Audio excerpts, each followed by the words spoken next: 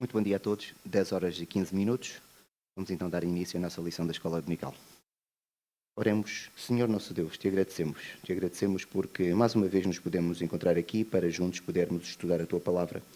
Seja um tempo de refrigério, porque vamos estudar a Tua Palavra, ler. Então ajuda-nos na interpretação, Senhor, para que seja aquela que é correta e a partir daí possamos tirar as lições devidas, as lições importantes para o nosso procedimento diário. Capacita todos os professores, quer aqueles que estão aqui nesta igreja, quer em todas as outras, Senhor, que agora estão a decorrer. Que a tua doutrina possa ser ensinada com rigor, independentemente de algumas percepções ou daquilo que nós humanos achamos, Senhor. Mas que seja tudo para a honra e glória do teu santo nome. No nome do Senhor Jesus Cristo, nosso Salvador. Amém. Nós estamos a estudar o livro de Gênesis e nós iniciamos esta jornada já há algum tempo. Estamos a caminhar já para os capítulos finais, mas ainda assim ainda vamos levar várias semanas. Nós vamos estudar hoje um pouco sobre a história de Judá e ver aquela que é a sua incursão entre os cananitas. Vamos depois tentar perceber o porquê deste capítulo ter aparecido na Bíblia, porque quando fazemos a leitura da Bíblia, a história de Judá aparentemente surge do nada. Nós não conseguimos explicar o porquê dela estar ali encaixada, porque se nós tirássemos o capítulo 38 de Gênesis da Bíblia, nós conseguíamos fazer uma leitura direta e até provavelmente seria uma leitura mais fluida. No entanto, este texto está ali. Ele tem que ter alguma utilidade. Nós nunca nos podemos esquecer que tudo aquilo que lemos na Bíblia é aquilo que Deus quer que nós saibamos. Por isso, tem que ter uma intencionalidade esta história poder aparecer ali. Depois vamos conhecer um pouco mais sobre José. Na verdade, já começamos a conhecer na semana passada e hoje vamos conhecer um pouco mais e na próxima semana iremos dar continuidade à história de José. Lembram-se aquilo que eu disse? Nós estávamos a estudar o livro e, de acordo com o estilo literário da altura, existem várias coisas que acontecem no texto que vão marcar, por exemplo, a quebra, vão marcar o ritmo, a cadência da escrita. E o surgimento de uma genealogia, os irmãos viram que ele marca, às vezes, algumas quebras no texto. E o mesmo aconteceu quando nós estávamos a estudar com a história de Jacó. Houve um momento em que o Jacó deixa de ser o protagonista principal e, a partir de agora, o protagonista principal da história passa a ser José. Nós encontramos estes artifícios literários no texto que nos ajudam, porque no texto original, quando foi escrito, não havia, por exemplo, capítulos, não havia versículos. Isto é uma invenção nossa. O texto não tinha isso e nem sequer tinha espaço entre palavras.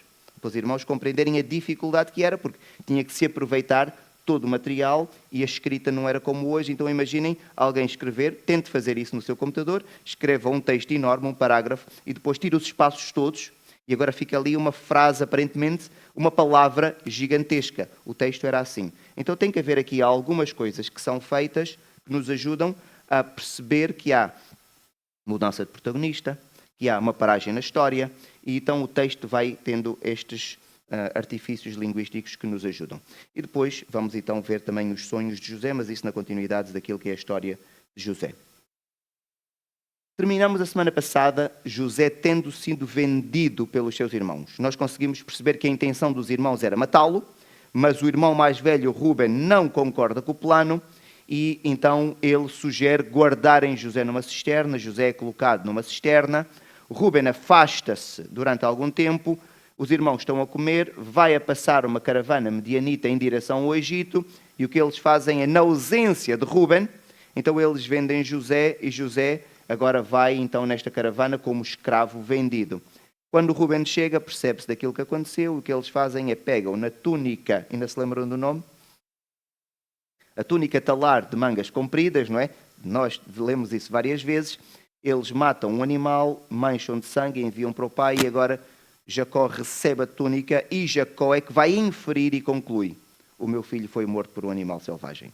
E Jacó vai ficar triste e nós não vamos acompanhar, porque o texto não nos diz, mas nós sabemos, porque vamos descobrir mais tarde, que durante 13 anos, sensivelmente, Jacó vive em profunda tristeza, porque perdeu o filho que ele mais amava.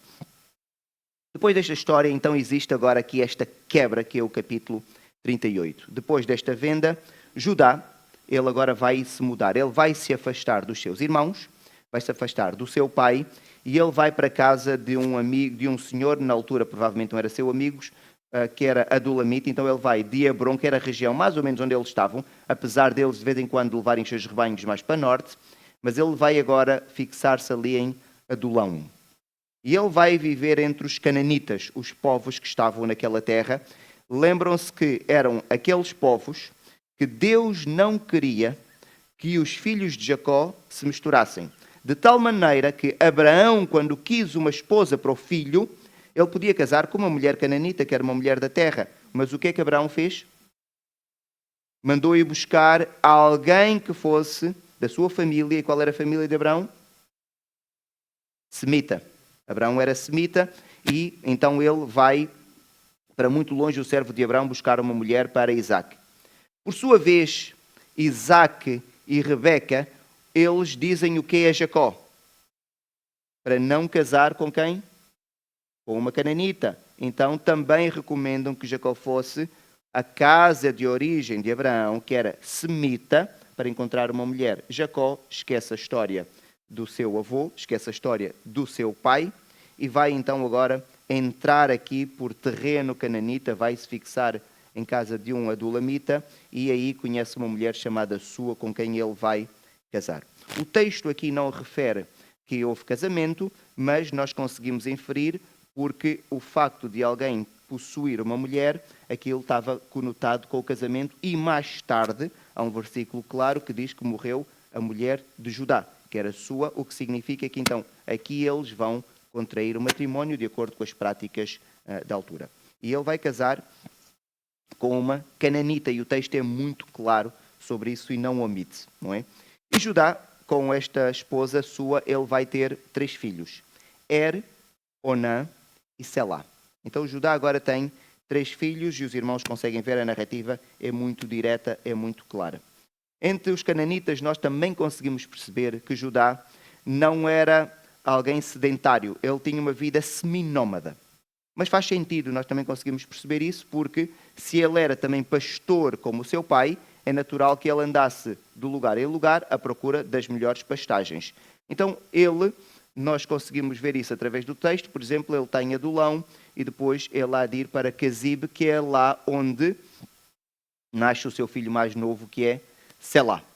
Isso é só para os irmãos terem uma ideia que ele vai andando mas não é importante o facto dele andar por terreno cananita, mas ver a vontade com que ele o faz. Ou seja, ele praticamente adotou aquela cultura. E ele não via nada de estranho e vivia ali de forma muito tranquila. Então ele vai agora um pouco mais para o interior do terreno cananita, dominado pelos cananitas, e ele vai se instalar aqui naquela região. O que é que ele vai fazer agora? Tem 3 filhos, o mais velho é e tentem fixar os nomes, são nomes que são um pouco estranhos para nós, mas é Onã e Selá, porque os nomes vão ser muito importantes para aquilo que nós vamos ver agora de seguida. Então é o nome que tem menos letras é o primeiro, a seguir Onã, 3 letras, e Selá podem seguir pelo número de letras e assim sucessivamente. Ele vai tomar uma mulher, nós não sabemos, acredita-se que seja cananita também, porque é uma mulher ali da terra. Ele vai tomar uma mulher para o seu filho e esta mulher chama-se Tamar. Então, ele vai tomar esta mulher para o seu filho casa-se. O texto não nos dá muita informação, mas a informação que nos dá é suficiente para nós conseguirmos perceber a índole de O texto só nos diz: porém, o primogênito de Judá, era perverso perante o Senhor. E depois o texto, de uma forma lacónica, muito breve, diz assim: pelo que o Senhor o fez morrer. Eu fico a pensar, o Senhor não nos faz morrer? Temos poucos casos em que o Senhor mata alguém assim, de forma fulminante na Bíblia. E normalmente é quando o nome do Senhor é envergonhado, ou quando alguém é muito perverso mesmo. E então nós não sabemos nada de mas muito perverso ele teria de ser para o Senhor o fazer morrer. Eu digo, o Senhor não nos faz morrer porque nós estamos perversos também. Mas nós não andamos a morrer, mas aqui o Senhor tirou a vida deste homem. E a Bíblia não nos diz mais nada. Sabemos é que ele morreu porque o Senhor é que agiu. Não é? Então, temos agora aqui uma situação, é que se morreu sem ter filhos, a sua memória vai desaparecer. E para que isto não acontecesse, o que é que Judá vai fazer? vai utilizar o princípio da lei do levirato. Então vai dizer a Onã, que é o filho a seguir, tens que possuir a mulher do teu irmão para que ela possa ter filhos e os filhos de Tamar, que era a esposa de Er, que morreu, sejam como se fossem filhos do Er. E aqui os irmãos têm mesmo que fixar-se nisto que eu estou a dizer para podermos compreender toda a história. A pergunta que eu vos faço é a seguinte. A lei que Judá estava a pedir para o não seguir é aquela que nós conhecemos como lei do levirato. E nós vamos encontrar isso no livro de Êxodo, no livro de Levíticos. Mas quando nós lemos o livro de Êxodo para a frente, é o Senhor a dar o quê ao povo? A lei. Mas nós estamos em Gênesis, a lei não foi dada. Então, de onde é que vem este princípio? Por que é que Judá fez isso? Há várias coisas que já existiam e que são incorporadas na lei. Por exemplo, o dízimo. O dízimo não é algo que é estabelecido pela lei. Abraão, quando se encontra com Melquisedeque, o que ele faz? Dá o dízimo do quê? De tudo quanto tem. E nós percebemos o que é que significa dar o dízimo. É reconhecer a superioridade, a autoridade de alguém. E nós simbolicamente, naquela altura, dávamos 10%, mas estávamos a dizer, tudo o que eu tenho te pertence a ti. Então Abraão dá o dízimo. Ou seja, o dízimo então já era uma prática, porque Abraão viveu antes da lei. O que acontece é que quando Deus está a dar a lei ao povo, incorpora a prática que já existia do dízimo dentro da lei. Estão a perceber? Então aqui, a lei do levirato já existia.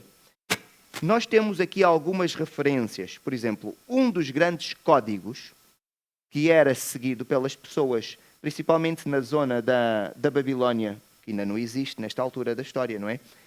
E depois também acabou por se espalhar, era o código de referência, que é o chamado Código de Hammurabi. E os irmãos, provavelmente, aqueles que se lembram, deram na história no 8º ano, eu creio que no 8º, talvez, aqueles que têm, se calhar, cerca da minha idade, agora não sei. O Código de Hammurabi era um código que regulava a relação entre as pessoas e a relação comercial também. E o Código de Hammurabi, apesar de não dizer explicitamente, mas havia leis dentro do código que especificamente diziam que tinha que ser preservada a memória de um irmão que morresse. E muito provavelmente era através da lei do levirato, não é? E também algumas placas foram encontradas com textos escritos no Zera, na região de Arã, a região de onde veio a Raquel. Raquel ali onde Jacó viveu com Labão. Também havia documentos escritos naquela altura que diziam que quando alguém morresse, por exemplo, eu morria, um dos meus irmãos tinha que possuir a minha esposa para dar descendência em meu nome. Então, isto era uma prática muito comum. E deixem-me dar-vos aqui um outro detalhe que estava bem explícito na lei de Hammurabi, que era uma lei muito seguida, que dizia que se um pai dormisse com a esposa do filho, era passível de morte. Era uma das coisas que a própria lei tinha. O que significa que, então, as relações estavam bem definidas e eram conhecidas. E por isso, então, aquilo que Judá vai fazer é algo muito comum naquela altura, apesar da lei ainda não existir como o Senhor a dá mais tarde. O que acontece é que Onã, aparentemente, vai cumprir a lei do levirato. E o texto diz que ele, então, vai possuir Tamar. Só que vejam a maneira como ele faz. E agora temos que ler o texto. Diz assim: sabia, porém, Onã que o filho não seria tido por seu, porque se Tamar engravidasse, Tamar era para dar continuidade ao nome de quem? De Er. Então não seria um filho que contava como o seu filho. Então o que é que ele fazia? E todas as vezes que possuía a mulher do seu irmão, deixava o sêmen cair na terra para não dar descendência ao seu irmão. Então ele nunca queria que Tamar engravidasse. Ele não queria. O que ele não queria que acontecesse era que aquela mulher tivesse algum filho que depois fosse representar quem? Era. Por que ele não queria isto? Esta é a pergunta. E sim, e o que é que tem? Exatamente.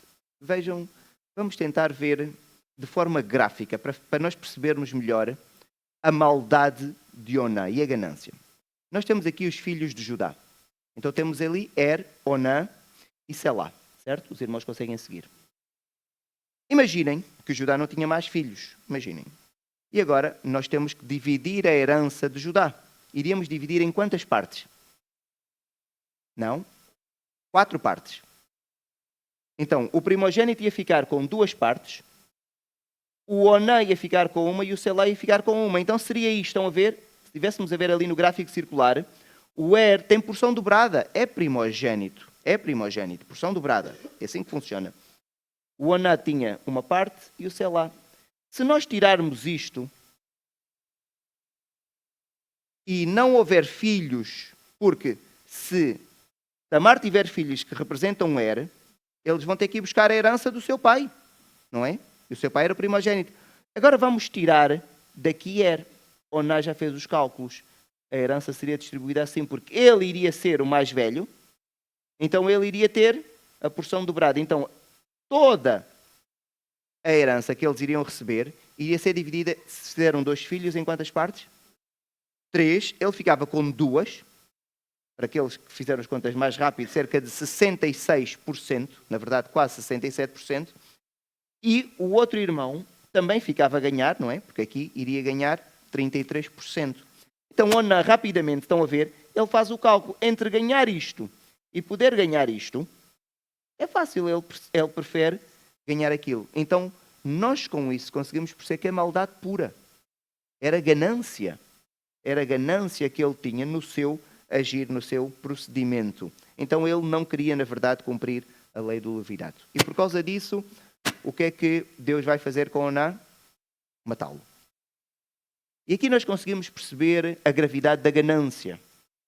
A ganância é grave porque Oná não matou ninguém, ele não adulterou, são aqueles pecados que nós achamos que são muito graves. Aqui o que nós conseguimos identificar como pecado de Oná é a ganância. É ele querer mais dinheiro. Então, na verdade, este pecado toca-nos muito mais. De uma maneira geral, nós não andamos a matar pessoas. Nós não andamos a cometer adultério. Volto a dizer, são os grandes pecados. Mas ganancioso, nós somos com muita facilidade. Mas nós ignoramos a gravidade deste pecado. Mas este pecado fez com que Deus, o que fizesse? E o texto diz, pelo que também é este, fez morrer o Senhor. Então agora temos o terceiro filho de Judá, que era Selá. Só que Selá era muito jovem, então ainda não podia cumprir a lei do levirato. E aquilo que Judá vai fazer, vai dizer a Tamar, olha, o Selá é muito jovem, não dá? Faz o seguinte, vai para a casa do teu pai, espera, e os irmãos agora já estão a ver isso, a espera não é de ser um dia, porque alguém não passa a ser adulto de um dia para o outro, não há de ser umas semanas, nem há de ser uns meses, são vários anos. Imagina que ele, eu não sei a idade, o texto não nos diz, mas imagina que ele seria suposto casar aos 16 e ele tinha 10. Ele agora tem que esperar 6 anos. Vai para a casa do teu pai, espera lá. Quando chegar a idade dele ser considerado um homem, um adulto, eu depois digo-te e ele vai cumprir então a sua responsabilidade. E Tamar, o que é que vai fazer? Vai para a casa do seu pai. Alguns parênteses aqui para nós percebermos algumas coisas que já estudamos. Mas primeiro deixem-me dizer que, na minha cabeça, antes de estudar este texto, eu não sei por que razão, sempre que eu ouvia falar da lei do levirato, associava alguma coisa a ver com Levi. Mas não tem nada a ver com Levi. Levirato vem de levir, que é cunhado. Vem do latim, é uma palavra latina que foi depois emprestada à teologia. Então significa levirato, cumprir o dever de cunhado. Então não tem nada a ver com a tribo de Levi, porque ao estudar isto eu fiquei intrigado, mas como é que pode haver alguma coisa relacionada com Levi, não é? Um dos filhos de Jacó, se ele ainda não era o pai de uma das tribos, não é? Então, depois acabo por descobrir isto aqui, que para mim foi uma surpresa. Vamos só aqui ver algo interessante. Então agora, Tamar vai regressar para onde? Mas não há proteção social, não há segurança social naquela altura. A Tamar vai viver do quê? Porque ela é mulher, ela é vulnerável. Do que é que a Tamar vai viver? Podia ser como escrava, mas naquele caso não, porque Judá não ia aceitar, não é? Ela ia viver do dote. Estou a ver a importância do dote. O dote o pai recebia, mas não era para gastá-lo para si. Foi aquilo que as filhas de Labão disseram, lembram-se? Raquel e Lia, elas não gostavam uma da outra. Havia uma competição feroz naquela família. Mas há um momento que elas concordaram. Quando elas estão a falar com Jacó e elas dizem: o nosso pai não tem nada nosso mais. Ele gastou aquilo que era o nosso dote. E o dote de cada uma era um dote muito grande. Pensem no trabalho que vocês vão produzir em termos de dinheiro durante 7 anos. O trabalho que vocês produzem durante 7 anos foi o dote de Lia, e o trabalho que vocês produzem mais 7 anos foi o dote de Raquel. Imaginem a fortuna que Labão tinha de cada uma das filhas. E o que é que Labão fez com aquele dinheiro? Gastou. Mas ele não devia gastar, porque Jacó podia morrer. E elas precisavam de algum tipo de proteção social. Então, o dote era para o pai guardar. Eventualmente, se tudo corresse bem, o pai apropriava-se daqueles bens, mas não era aquilo para ele gastar rapidamente, porque aquilo tinha que fazer parte de uma reserva que pudesse ser útil em caso de tragédia, como aconteceu agora com Tamar. Então ela agora volta para a casa do pai e, se tudo foi bem feito, Judá, quando foi buscar Tamar para casar com Er teve que dar um dote ao pai de Tamar. Então assim foi. E agora Tamar vai para a casa do seu pai. O tempo passa e a esposa de Judá morre, sua, e Judá faz o luto, o texto diz, e depois de fazer o luto, ele vai atosquiar as suas ovelhas em Timna, e fica um bocadinho mais a norte. Então os irmãos conseguem perceber que Judá estava muito confortável e familiarizado com aquilo que era a vida dos cananitas. Ele frequentava aqueles meios e as pessoas já sabiam quem era Judá. Ou seja, ele estava bem embrenhado entre aqueles povos. Então ele, algum tempo depois da morte da sua esposa, ele vai tosquiar ali as suas ovelhas naquela região um bocadinho mais a norte, em Timna, e Tamar soube. O texto não nos diz quanto tempo passou, mas passaram vários anos. E Tamar soube que Judá agora estava para ir para Timna. Ela vai disfarçar-se, tirar as suas roupas de luto, vai colocar outras roupas. Nós conseguimos perceber que há de ser roupas mais sensuais, cobre o seu rosto e vai ficar num sítio onde ela sabia que Judá havia de passar. Numa estrada estratégica que todas as pessoas que iam para Timna tinham de passar. Ela coloca-se lá, coberta, ou seja, ninguém conseguia identificar quem ela era, e ela vê Judá passar, e quem vai ao lado de Judá? Selá. E ela olha para Selá e percebe, já é adulto. Mas Tamar, quando foi enviada para a casa do pai, foi para esperar por quem? Por Selá até ele ser adulto. Então ela percebe, o Selá já é adulto e Judá não cumpriu com aquilo que se comprometeu com ela, que era sua obrigação, que era dar Selá para que ela pudesse ter filhos e estes filhos conseguirem preservar a memória de Er. Então vejam, o texto diz mesmo, cobrindo-se com um véu, se disfarçou e se assentou à entrada de Enaim no caminho de Timna, pois via que Selá já era homem e ela não lhe fora dada por mulher. Ela percebe-se que Judá está em falta. Judá, não sabemos se foi exatamente nesta passagem ou num outro momento, vê aquela mulher ali e vai confundi-la com uma prostituta cultual, que era uma coisa normal entre os cananitas. Em alguns sítios de culto, algumas mulheres prestavam ali serviços sexuais. Peço desculpa.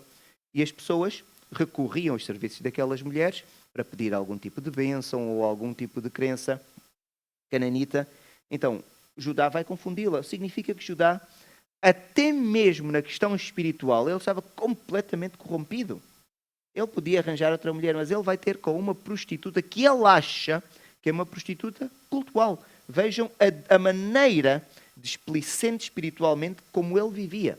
Então ele vai confundir aquela mulher, vai ter com ela e vai solicitar os serviços dela. Só que ele não tem como pagar.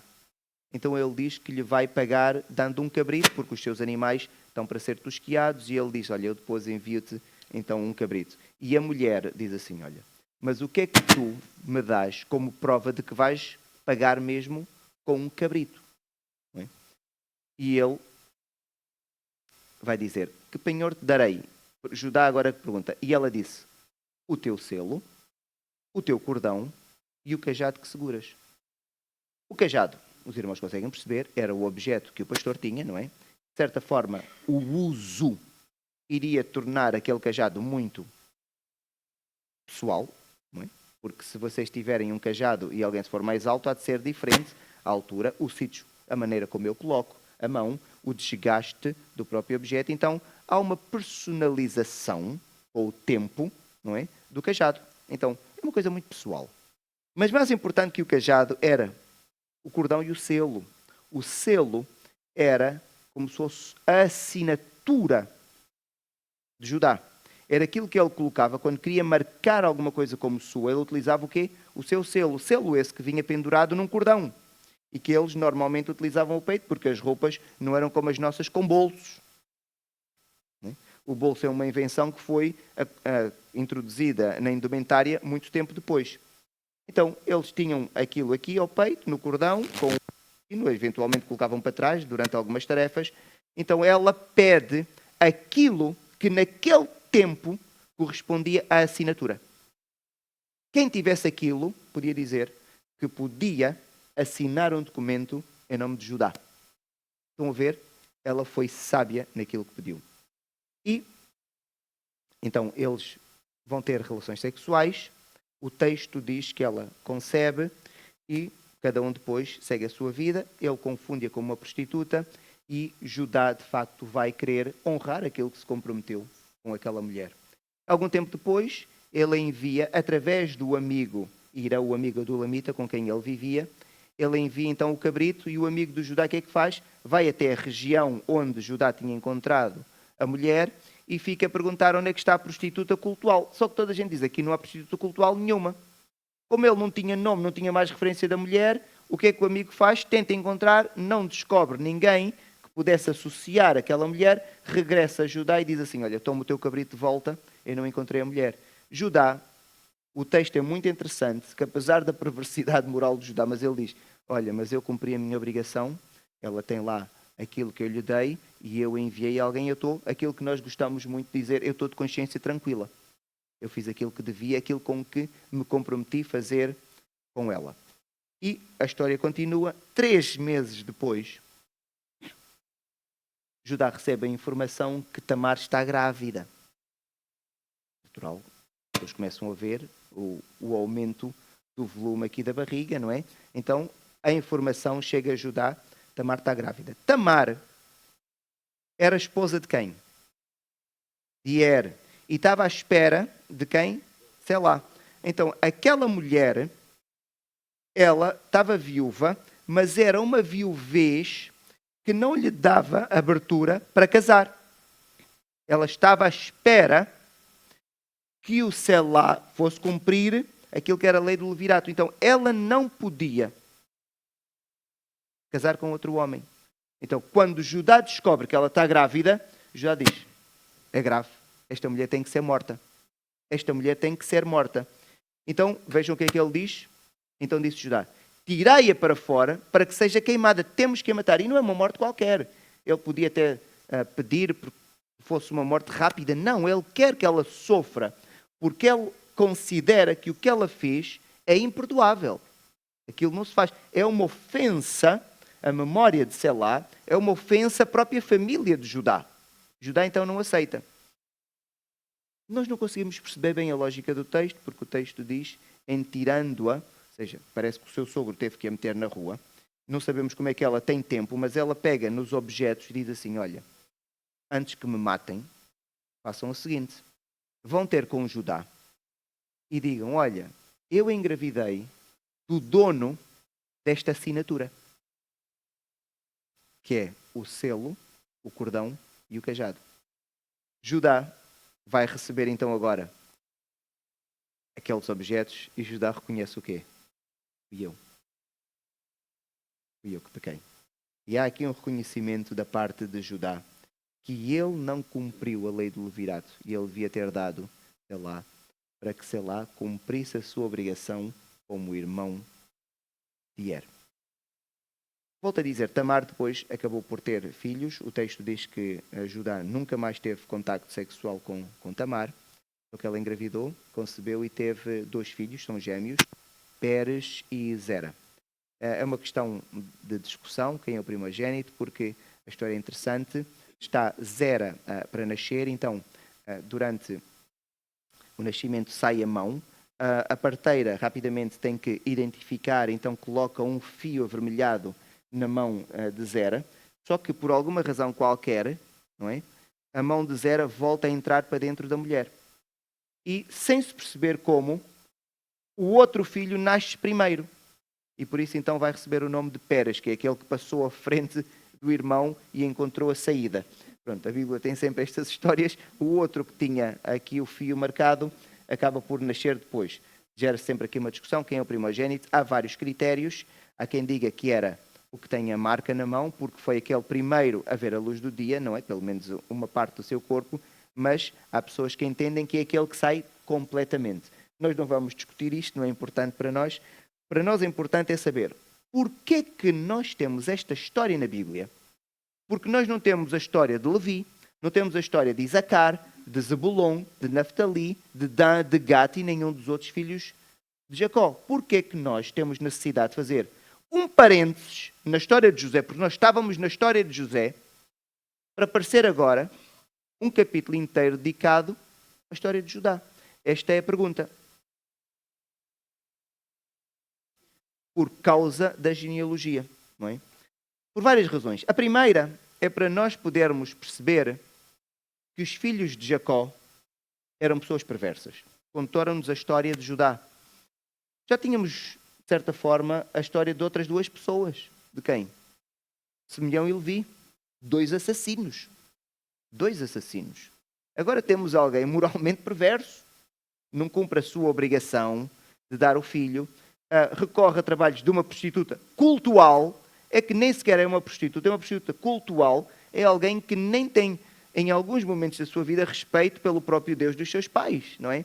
Então alguém que se perdeu completamente. E também para a Bíblia nos mostrar que de facto Deus podia omitir tudo isso, mas isso ajuda-nos a compreender que a Bíblia é mesmo um livro que diz a verdade, porque aquilo que a Cristina disse é para nós sabermos qual é a ascendência, do Messias.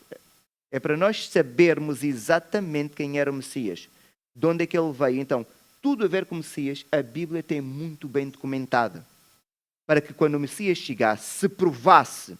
E tem todos estes nomes, porque se não aparecer detalhes, alguém está muito vago, eu desconfio. Quando nos dão muitos detalhes, nós sabemos que ou era uma mentira bem feita, que não existe mentiras tão bem feitas, ou é verdade. Então, nós temos necessidade de ter tudo aquilo que nos pode fazer chegar ao Messias. E o rigor da Bíblia, então, faz com que esta história tivesse que aparecer, e não a história de Zebulon, ou de Isacar, ou de Naftali. Mas de Judá tinha de aparecer. Nós tínhamos que saber isso. E mais, eu acredito que também, para que nós saibamos, as famílias são quase todas iguais. Só nós é que fingimos. A Bíblia não finge nada. Nós é que dizemos que os nossos filhos são os melhores.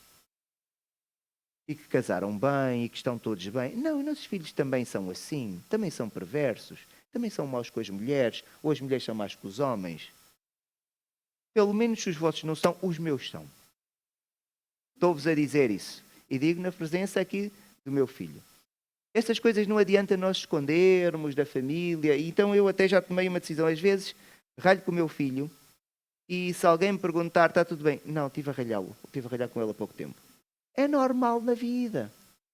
Só nós é que gostamos de fingir. A Bíblia não finge. E é a família de quem? Do Messias. É a família do Messias. A Bíblia não omite nada. Só nós é que gostamos. Então vivemos no fingimento. Não é necessário. A Bíblia já nos provou. As famílias são mesmo todas iguais. Não é? Com exceção da vossa, claro. Que é aquela que é diferente. Enquanto Judá se tinha separado da família, é que a Bíblia tem várias coisas a acontecer em paralelo.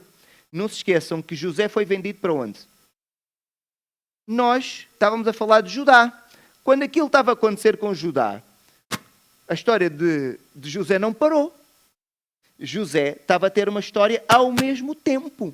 Então, quando os irmãos estão a ler a história de Judá, e aquilo passaram-se vários anos. Então, na vida de José também se passaram vários anos. E a Bíblia depois volta para a história de José. E a história de José, nós sabemos que ele é vendido, não é? Há uma caravana de midianitas que iam a caminho do Egito, e esta caravana chega ao Egito e José é comprado por um alto oficial que trabalhava diretamente com o faraó. Era o guarda, era o chefe da sua guarda. Então este homem compra José, um escravo jovem, no auge da sua força de trabalho. A Bíblia descreve-nos José como alguém com boa aparência física, formoso. Então ele vai comprar este escravo e vai levá-lo para a sua casa e rapidamente José vai se destacar. Nós vimos alguns dos pecados de José na semana passada, mas também vimos, embora não destacamos muito, várias virtudes de José. A Bíblia, quando nos diz que José ia com os filhos, não se lembram de quem? De uma das concubinas de Bila. Ia com as filhas de Bila e ele relatava ao seu pai o quê? O comportamento dos outros. Mas José não tinha aqueles comportamentos. Então ele relatava. Ou seja, moralmente, José sempre foi alguém íntegro. José sempre foi alguém íntegro. Então, José, naturalmente, quando agora chega à casa deste homem, este oficial, ele fica a pensar. Ele vai para um sítio em que a língua é diferente.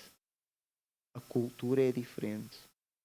A própria expressão facial das pessoas é diferente. Não sei se ele teve que rapar o cabelo, por exemplo. Imagina que ele tinha que lidar com algum tipo de religiosidade egípcia, então ele não podia ter pelos, imagina, tinha que rapar. Ou seja, tudo era diferente. Nós quando lemos, ele está no Egito e parece telenovela brasileira, que alguém está na Índia e vai para o... e todos falam a mesma língua. Não era assim. Aquilo não era assim. Eu lembro de uma telenovela e eles viajavam e todos falavam a mesma língua.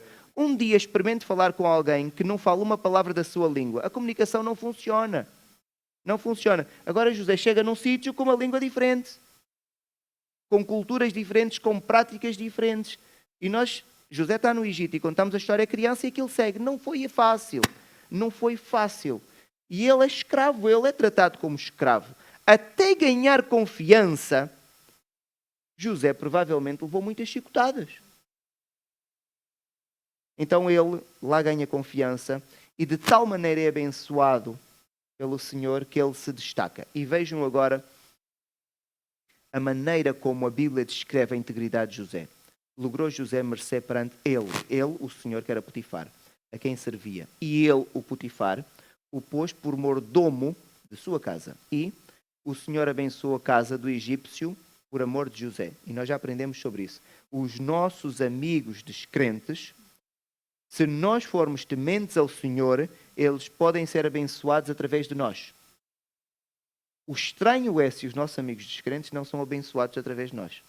O problema está em nós. Porque quando o Senhor nos abençoa, nós já vimos, o Senhor não abençoa com migalhas, o Senhor dá. E dá para nós e dá para todas as pessoas que estão ao nosso redor. Então, o Potifar foi abençoado. A bênção do Senhor estava sobre tudo o que tinha, tanto em casa como no campo. Potifar, tudo o que tinha confiou às mãos de José. Agora vejam esta expressão é tremenda. Vejam. De maneira que, tendo por mordomo, de nada sabia, além do pão com que se alimentava. Basicamente o que a Bíblia está a dizer é, pelo menos o pão sim, porque ele está a ver aquilo que ele está a comer. Mas ele não sabia de mais nada. Tal era a confiança em José. Aquilo que nós temos uma confiança cega. Nós não temos confiança assim com ninguém. A não ser alguém muito íntegro. E aquele homem entrava em casa e saía e sabia, a minha riqueza está a aumentar. Os meus bens estão protegidos, a minha casa está bem guardada. E se alguém perguntasse, porquê? O José está lá. O homem só precisava dizer isso. Ele só sabia comida porque ela olhava para comer, mais nada. Então José tratava de tudo. Tudo. E por isso devemos nós fazer essa análise se os outros também veem a bênção do Senhor na nossa vida, não é? E eles acabam por também receber um pouco desta bênção. E a história continua e agora José está numa situação um pouco melhor. Desde que ele chegou, podemos dizer agora chega ao estatuto de mordomo de um alto oficial de Faraó. O problema é que as tentações estão em todo lado. As tentações, quando o irmão atingir aquilo que considera o objetivo da sua vida, diz agora vou viver tranquilamente. Não. Satanás não vai dormir. Satanás não vai dormir. Não é? Então, José, quando agora está numa situação aparentemente melhor, o que é que acontece? Porque é jovem. Porque é atraente. A esposa de Potifar, não se esqueçam, tem muito tempo. Ela vive em casa, José é o mordomo de casa. E Potifar, porque tem muita confiança em José, passa muito tempo fora de casa. Pela sua responsabilidade profissional e porque não tem que vir fazer nada à casa. Ele tem alguém de confiança. Então, a esposa de Potifar começa a aliciar José sexualmente. O texto é muito explícito e diz: aconteceu depois destas coisas que a mulher do seu senhor pôs os olhos em José e lhe disse: deita-te comigo. Ou seja, é uma tentação direta, não é subtil. Não é subtil. Ela vai mesmo fazer o convite. José vai resistir. O texto diz que José resiste por duas razões. A primeira, por respeito ao seu senhor, e por isso eu até tentei brincar com as palavras, senhor com a letra minúscula, que é o Potifar, e por amor ao senhor de José, não é? Com a letra maiúscula, que é a Deus. E José vai dizer, não, eu não vou pecar contra Deus. José sabia que não podia. E José, sabendo que não podia, o que é que ele fez? Ele definiu barreiras para si próprio. E é uma coisa que nós podemos aprender com José. Nós sabemos, na maior parte das vezes, aquilo que não está certo. Só que nós não definimos barreiras. Então o que é que fazemos? Vamos andando. Vamos andando. Não está certo. Mas se eu não defini uma barreira, eu não estabeleci ali uma vedação na minha cabeça, uma vedação moral, eu vou continuando a entrar para onde eu não devo. José não. José definiu, nota-se claramente, foi como se fosse uma resolução. Ele disse, eu daqui não passo. Então a mulher vai aliciar, ele disse, eu daqui não passo. E ele manteve-se. Ele manteve-se. E eu acho que nós podemos aprender isso com José. Sabe o que está errado? Defina barreiras. E não passe dali. Mas não vou sentir prazer. Vai sentir em agradar ao Senhor. José, carnalmente, sentia muito mais prazer, mas José quis sentir prazer de outra forma. E o prazer de José era em quê? Em agradar ao Senhor. Então, José vai resistir. E nós dizemos, também não era um grande problema. Era, porque aquela mulher não desistiu. E de acordo com a narrativa do texto, aquilo eram muitos dias e ela sempre a tentá-lo. E provavelmente com toda a sua sensualidade. E ela sempre a tentar. Meus irmãos, vamos ser sábios.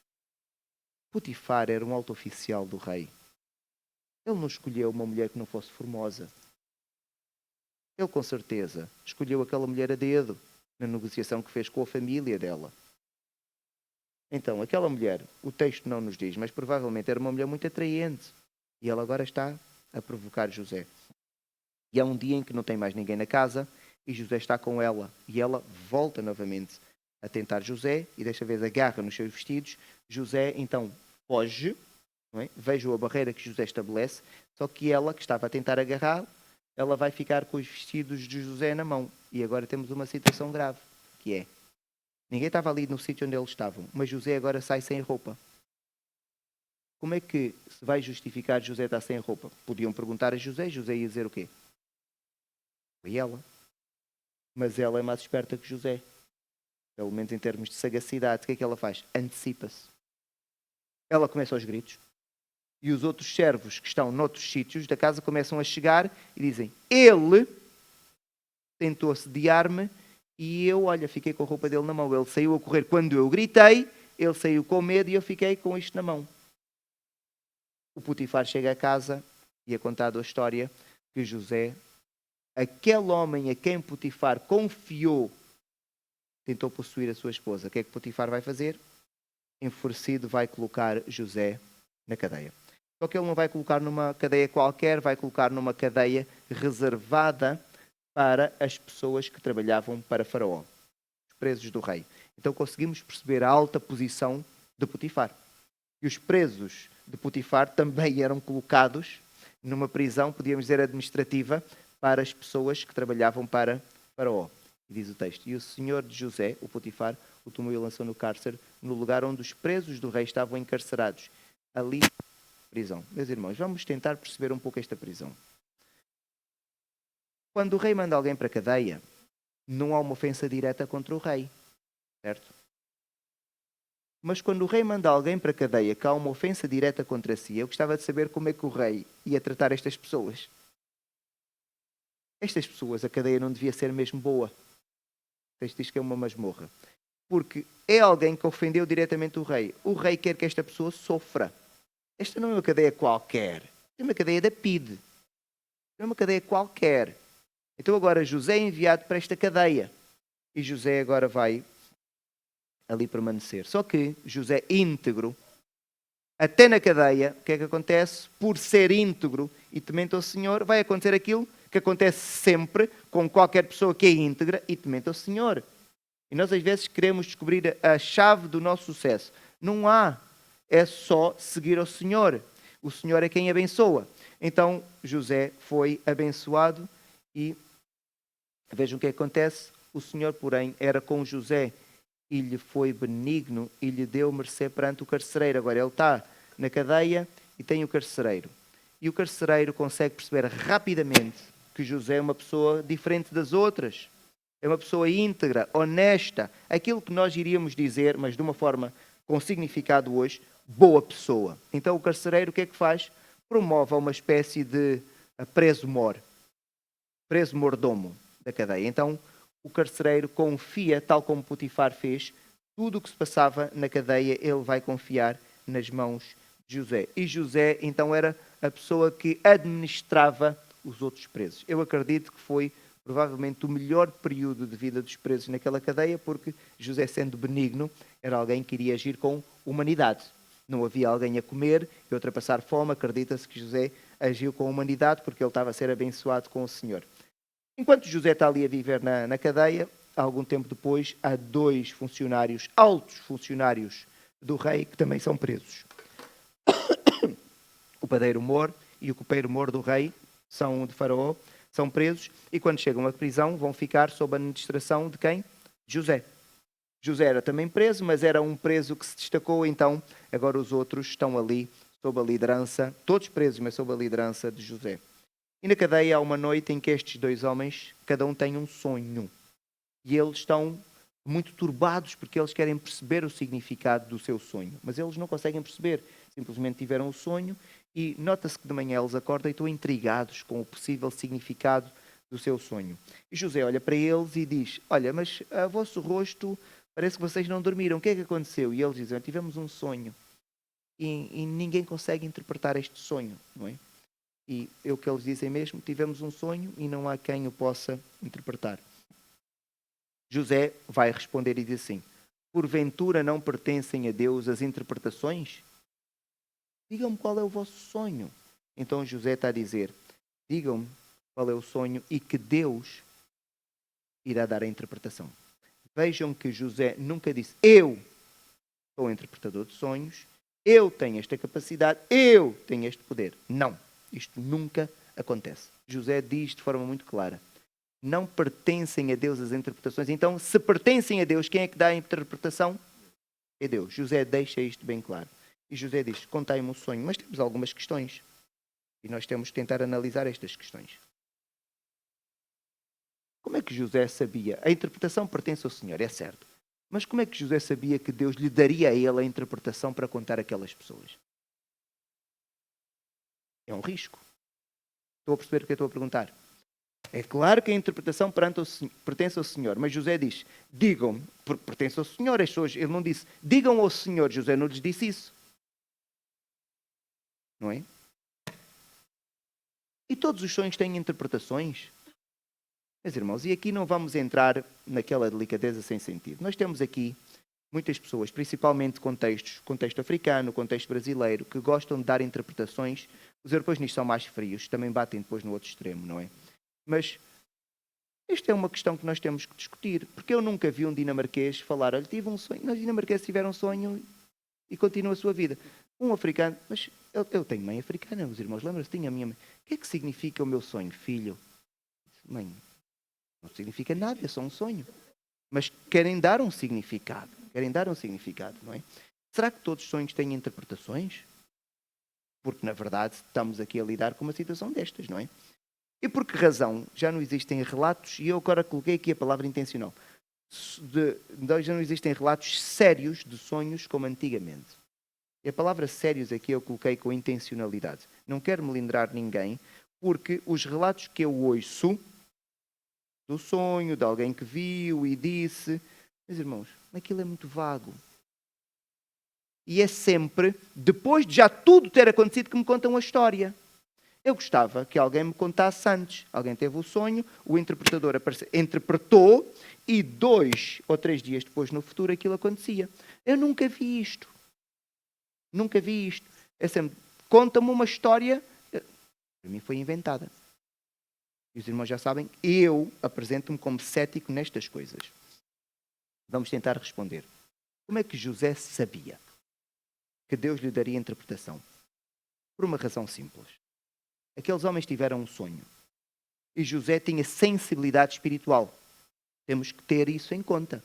José era um homem abençoado pelo Senhor. Era um homem temente ao Senhor. Era íntegro.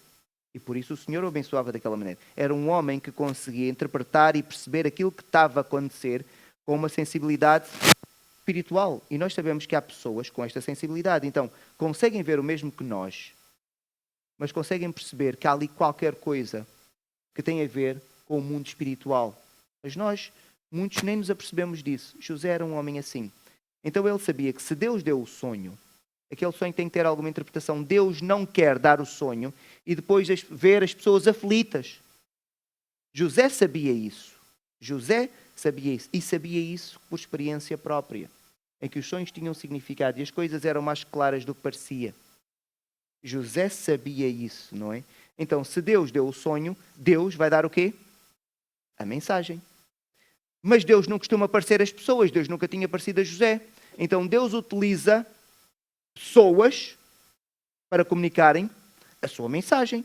E esta é a lógica da Bíblia. Às vezes Deus comunica com sonhos. Mas a maior parte das vezes, Deus envia o profeta, que é o mensageiro de Deus. Deus utiliza pessoas que vão levar a sua mensagem. Então, José sabia que ali a pessoa temente a Deus era ele. Se Deus tivesse que dar a revelação, era a quem? E é aqui que José se destaca de nós. Será que nós temos esta fé e esta integridade, que nós temos a certeza que no sítio onde estamos, nós vamos ser o veículo que Deus vai utilizar? É que nós temos até medo. Mas José sabia que era o veículo, não é? Então por isso ele sabia, sim, se Deus deu um sonho e tem um significado, Deus também vai dar a interpretação. Todos os sonhos têm interpretação? Peço desculpa. Que é a pergunta seguinte. Não. E a própria Bíblia diz, vejam, um exemplo Eclesiastes, porque dos muitos trabalhos vêm os sonhos, e do muito falar, palavras nécias, ou seja, coisas em vão.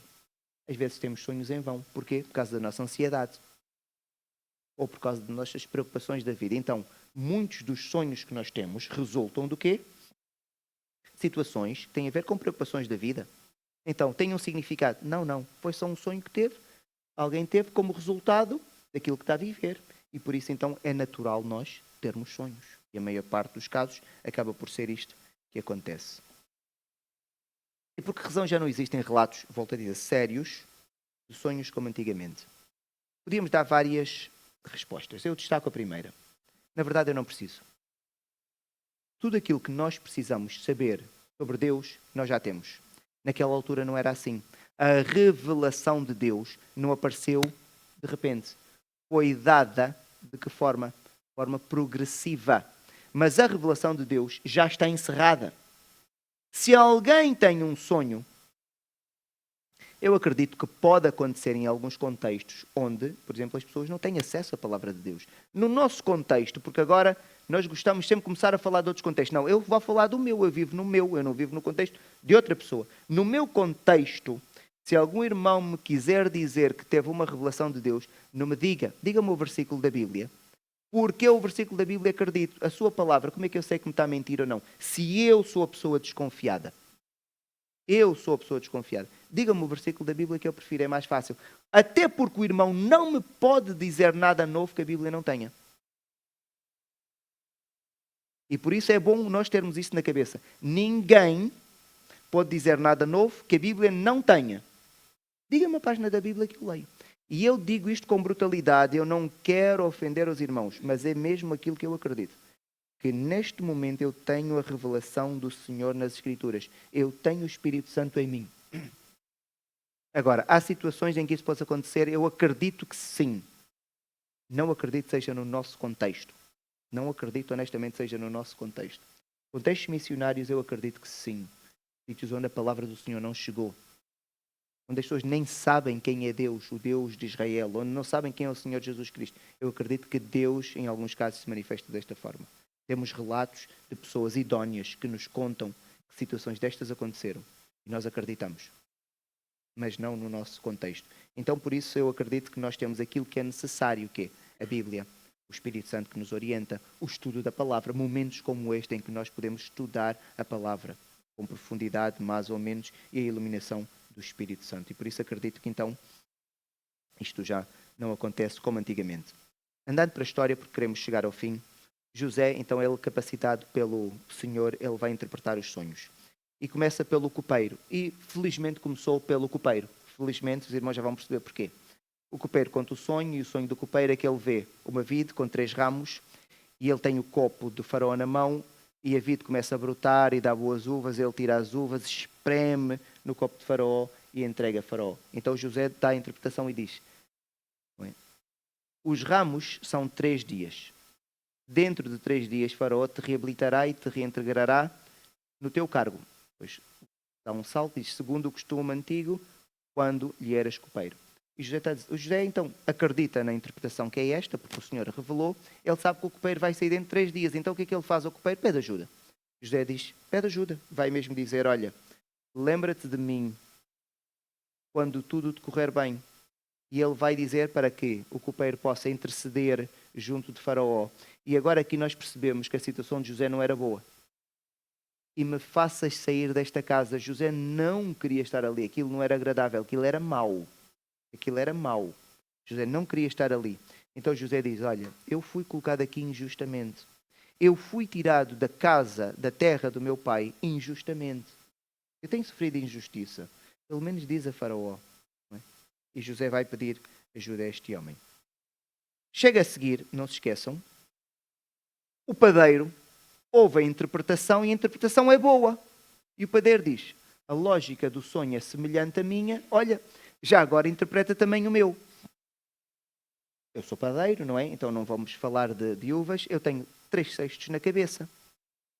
E no último cesto tem todas as iguarias boas de Faraó e vêm os pássaros e comem.